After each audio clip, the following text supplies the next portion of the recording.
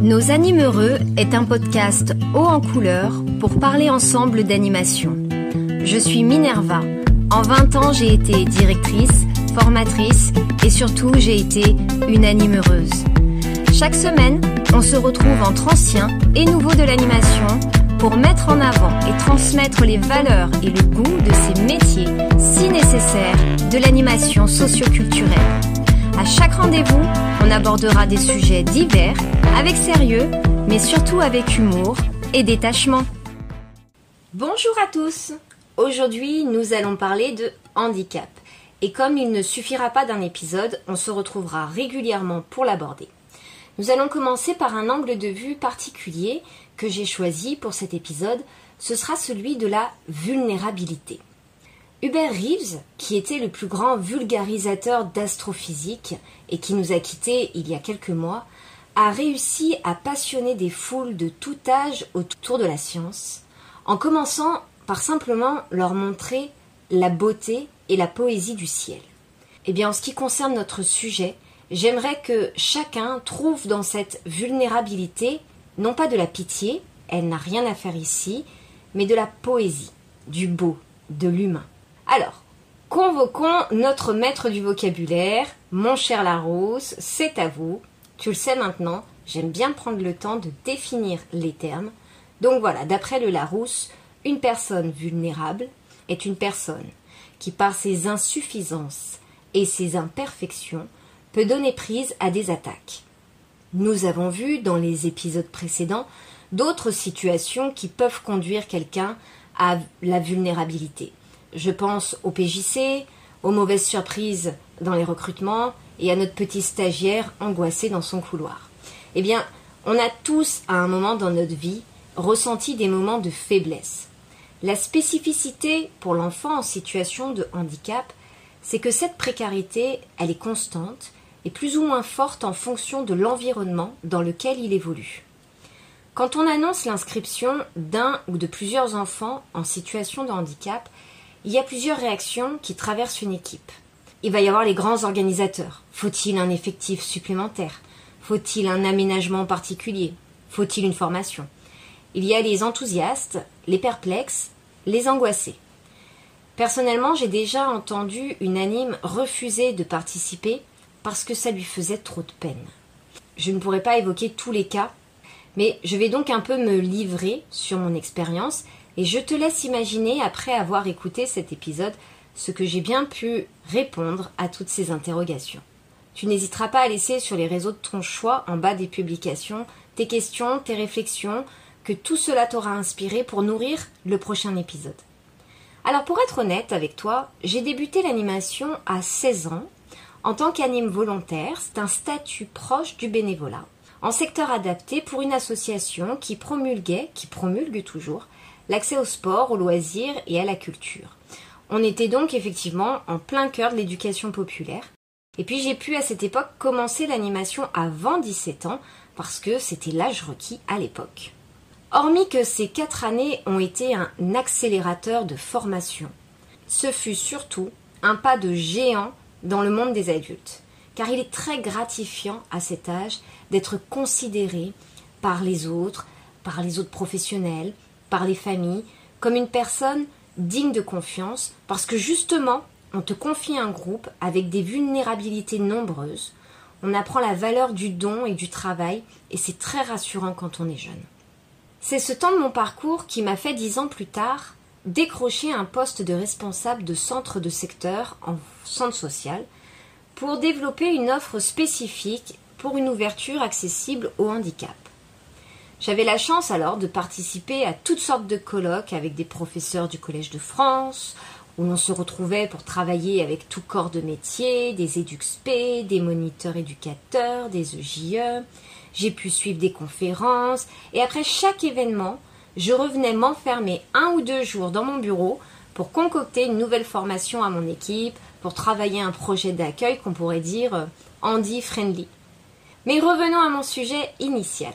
À présent, je me rends compte que ce qui me semble vraiment important, pour commencer, c'est d'accompagner dès le début les animes sur le positionnement à avoir dès l'annonce autour de cette notion de vulnérabilité. Pour cela, aujourd'hui, nous n'allons pas faire une liste des différents handicaps et la recette secrète associée. Non, on va partir de 2 principes. 1. L'accès de tous les enfants, quelles que soient leurs conditions, doit être assuré dans nos structures. Et ça, ce n'est pas une opinion, c'est la loi. 2. Un environnement social rigide ajoute de l'handicap au handicap.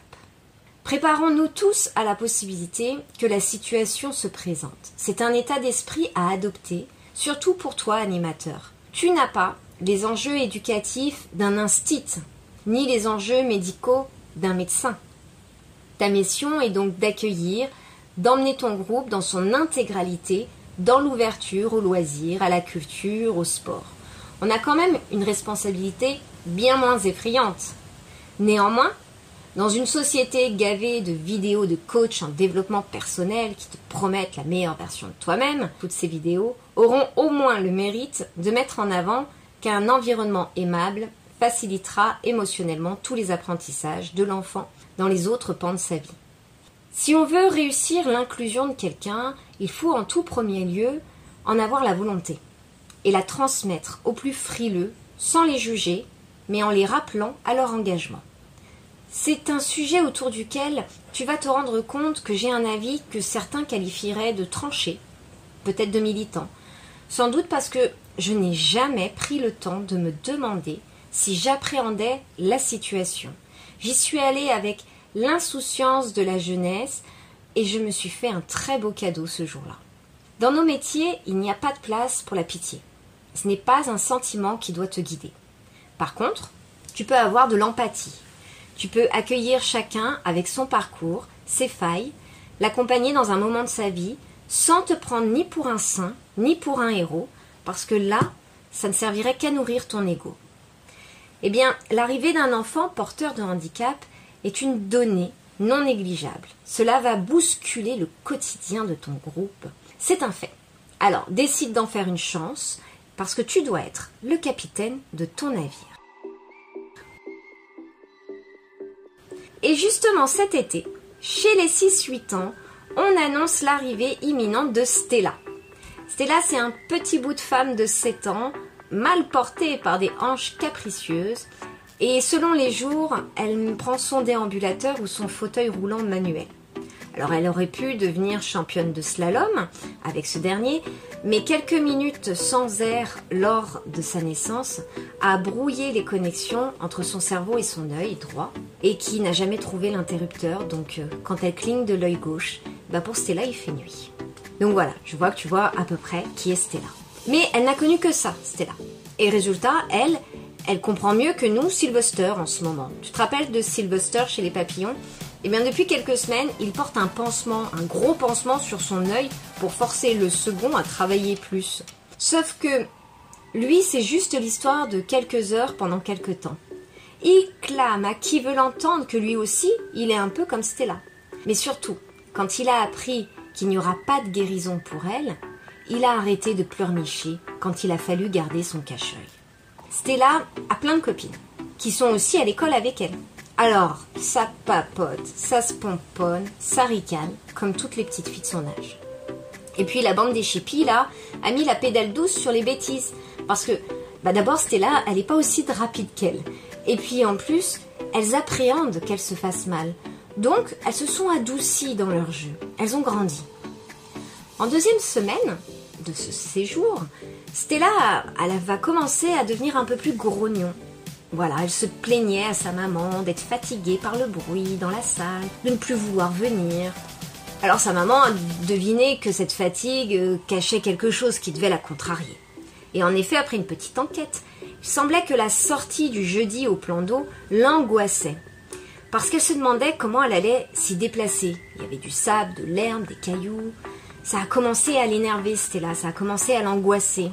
Et résultat, elle s'est dit qu'elle pourrait pas y arriver, qu'elle pourrait pas y aller. Et donc elle est devenue un peu comme une mamie grincheuse. Grâce au dialogue, au suivi entre l'équipe et la famille, les animes ont pu la rassurer. Première chose qu'on a mis en place, c'est qu'on a demandé à ce que le volume sonore baisse. Et sincèrement, la majorité a apprécié, moi la première. Et puis pour la sortie, il a fallu réunir tout le monde en les mobilisant pour la préparation, mine de rien, mine de crayon, et en se rendant compte que les copains, ça les dérangeait pas de se relayer pour porter son sac. Quand elle a su à côté de qui elle ferait le voyage dans le bus. Quand elle a pris la décision d'emmener son fauteuil, et alors là je vous assure que les enfants qui ont encore la possibilité de se déplacer, en général, n'aiment pas sortir le fauteuil. Ce n'est pas l'élément qui les fait rêver, le fauteuil. Ça les ramène vraiment à leur manque d'autonomie. Eh bien, si vous les accompagnez bien en leur expliquant que là, on en a besoin, c'est pour son bien et ça va être notre copain, un atout, pas un frein, eh bien là, vous avez réussi. Donc quand elle a compris qu'on prenait le fauteuil pour qu'elle ne s'épuise pas et que les autres n'ont pas hésité à dire qu'ils allaient prendre des bouées pour s'amuser comme elle parce qu'elle ne gère pas l'eau de la même manière que les autres, elle a retrouvé son sourire. Alors sans doute que sans elle, le groupe aurait vécu d'autres vacances. Mais ça, c'est une autre histoire qui ne me concerne pas. Et puis il y en a deux autres qui ont profité de ces 2 semaines. Ce sont la maman et la grande sœur de Stella, pour lesquelles une grande partie du quotidien tourne autour de ce petit bout de femme. Elles ont pu profiter de temps libre, comme les autres familles, parce qu'il ne s'agit pas que de l'enfant. Il s'agit aussi de relayer les parents et de s'occuper un peu des fratries. Stella, elle sera vulnérable toute sa vie, mais elle le ressentira bien moins si la vie sociale n'est pas un nouveau parcours du combattant. Si elle n'a pas l'impression que c'est à elle que la société demande de faire des efforts pour s'intégrer. Dans ce groupe, personne n'a rien perdu. Ni temps, ni activité, ni rire. On a tout transformé. On a vécu en incluant comme paramètre un peu plus de douceur, de patience, d'imagination, de second degré même, et d'entraide. Alors franchement, on a perdu quoi ? Dans la construction d'un accueil adapté, on évitera le débat entre intégration et assimilation de l'enfant au groupe. Notre petite Stella est dans son quotidien en lutte pour réussir à s'intégrer dans un espace. En prônant l'ouverture pour tous, le rôle éducatif des animateurs est de jouer ici la carte de l'assimilation. Je vous invite à vous donner un espace de réflexion en équipe élargie, c'est-à-dire votre équipe de terrain, votre équipe de direction, mais également votre conseil d'administration, parce que c'est eux qui ont les clés politiques et économiques de votre structure, pour accéder aux actions vers un accueil facilité pour tous, car c'est souvent un pari gagnant pour l'ensemble de la communauté. Prenons un exemple simple. Un des enfants qui fréquentait notre centre aéré a été renversé devant son école. Sa jambe, à plusieurs reprises, a été fracturée, causant des mois de fauteuil roulant, puis la rééducation. Bref, une période très compliquée physiquement et puis surtout émotionnellement.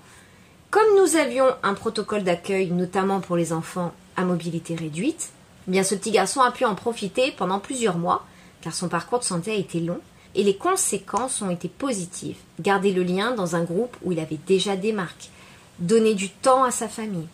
Tous ces moments, ces accompagnements, tout ce qui met à distance l'isolement facilite la guérison. Mais bien sûr, je ne suis pas dans le dogmatisme. Il y a des situations d'handicap qui sont plus compliquées que d'autres. Des niveaux d'autonomie, des injonctions médicales très lourdes. Et je te propose que l'on y revienne bientôt, car là aussi il y a des multitudes de choses à faire.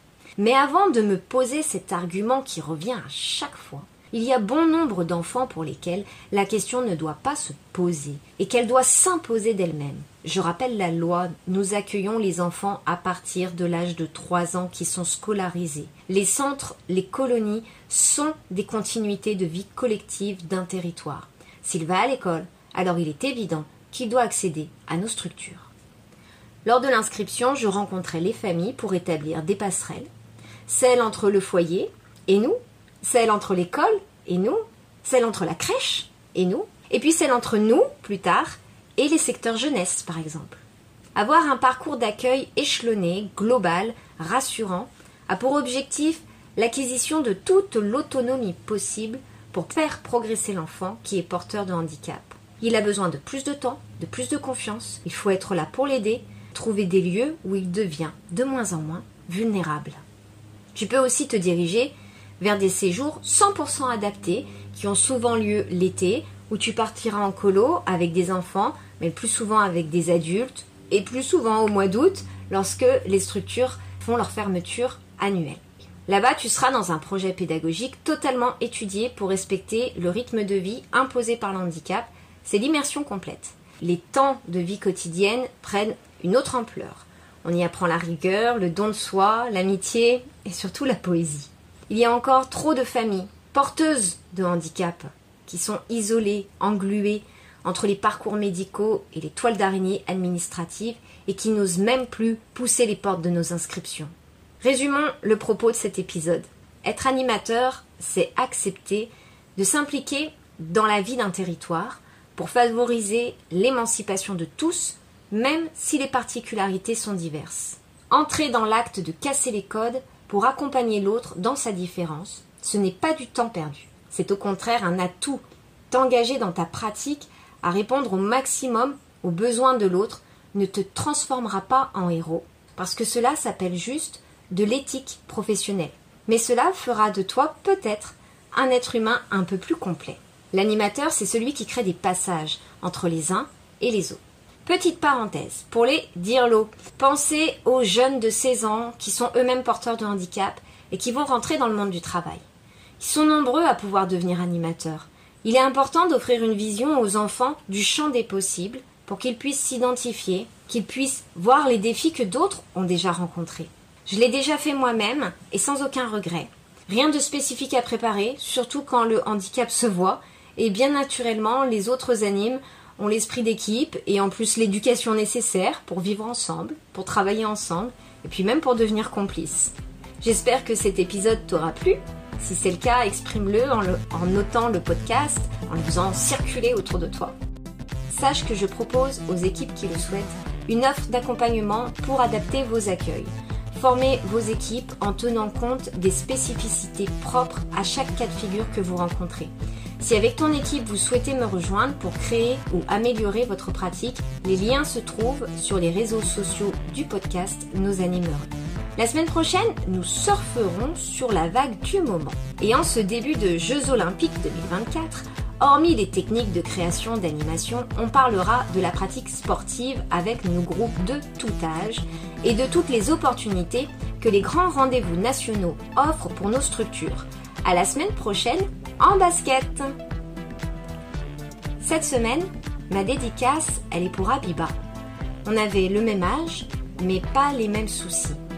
Du haut de nos 16 ans, tu étais clouée dans ton fauteuil, dans ton corps, mais tu resteras toujours la plus rayonnante de toutes les poétesses. Merci pour tout ce temps que tu as bien voulu m'offrir.